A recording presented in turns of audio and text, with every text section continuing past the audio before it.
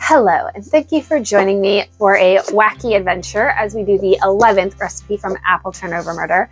It is called Wacky Cake, and about the only thing wacky that I can understand is this cake is very recipes. It's about four different people's version of one recipe shoved into the thing. So like, it's all over the place. There's no eggs. There's no butter. There is like no dairy. I'm not even sure what you would consider oil. The vegetable oil is the only like thing in this.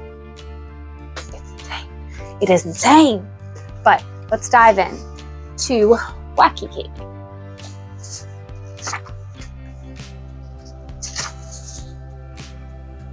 It is a very short recipe, very few ingredients. What you're gonna do is you're gonna heat your oven to 350.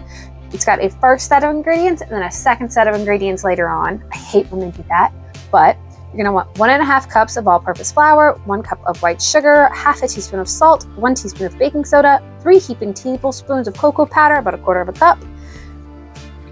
And this is where it starts getting crazy. It says choose a pan.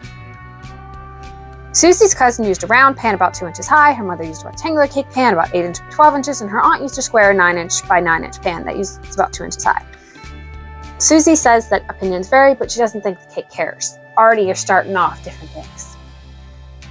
All right, so and then Hannah's first note. Susie didn't say to spray the pan with Pam or any another nonstick cooking spray, but I figured it couldn't hurt, so I did.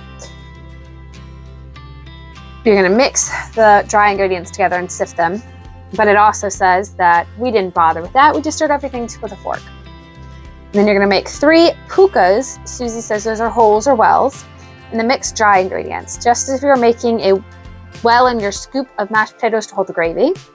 Then you're going to get your second set of ingredients, which is 6 tablespoons of vegetable oil, which is 5 tablespoons plus 1 teaspoon of vanilla extract, 1 tablespoon vinegar.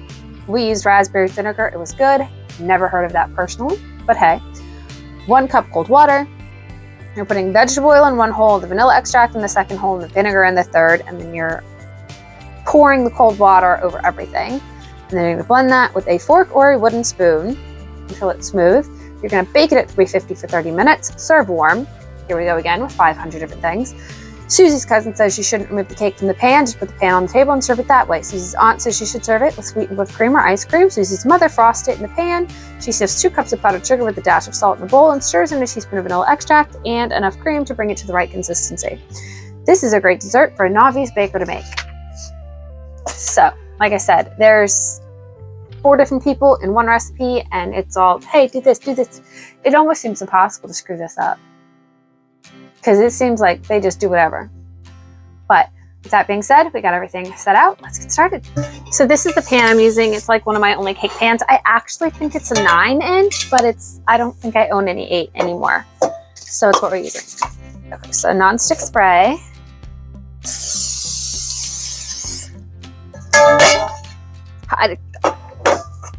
All right. I did get oil on my book though, but it'll be all right. Just well loved. So pan set aside. In the bowl, we want the flour, the sugar, the salt,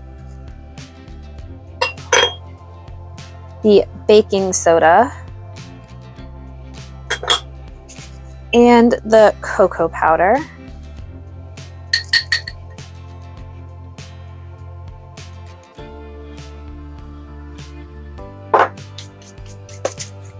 And we're going to mix those together.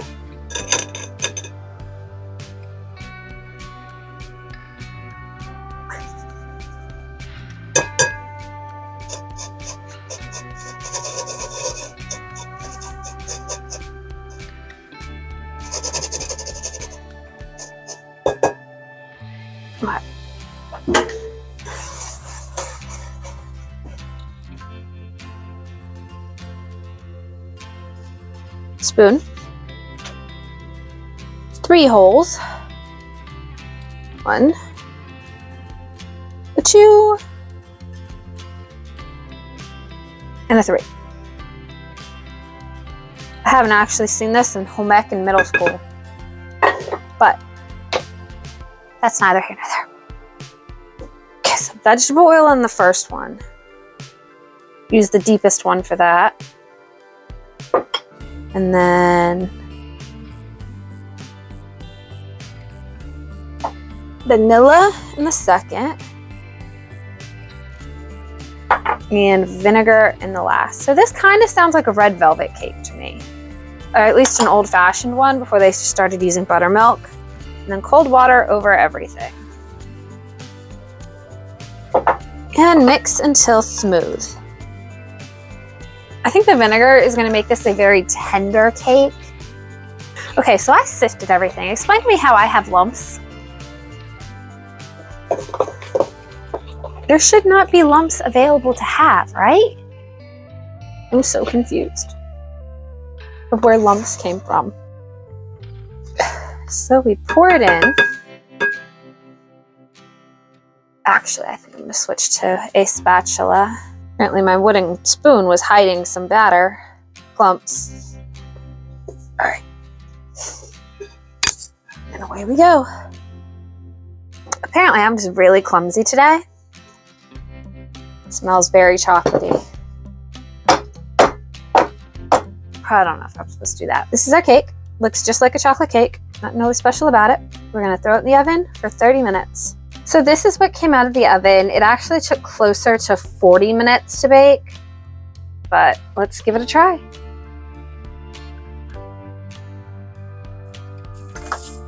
Okay, so I'm going to try a bite, just plain cake, and then I want to try it with the whipped cream.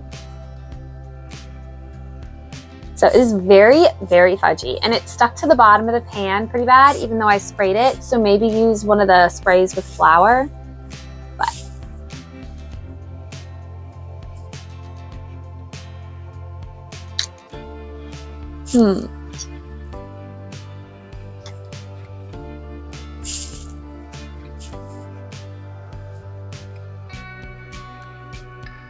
it is slightly red.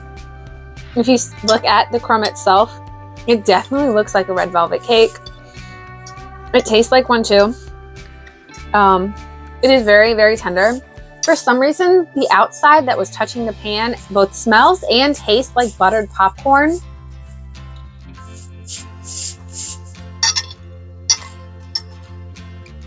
Where that flavor is coming from, I don't have a clue.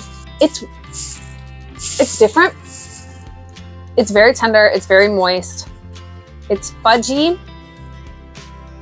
I wouldn't say it's brownie-ish. And it still very much falls under cake territory.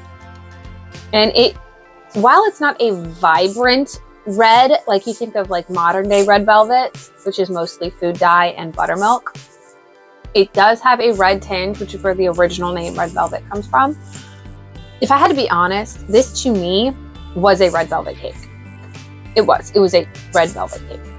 I don't really know where the wacky part of it comes from. That confuses me, except the buttered popcorn flavor. That is wacky and out there, considering this has nothing to do with either. There's not even butter in it. But overall, it's not bad. It is vegan. So if you needed a vegan cake, it would be a very good recipe for that. Although I personally really like it with the cream. I feel like it needed that sweetness. Overall, not bad. Next week, we are making a breakfast in a muffin, which sounds really good. If you're interested, join us next week. I hope you all have a good one. Bye.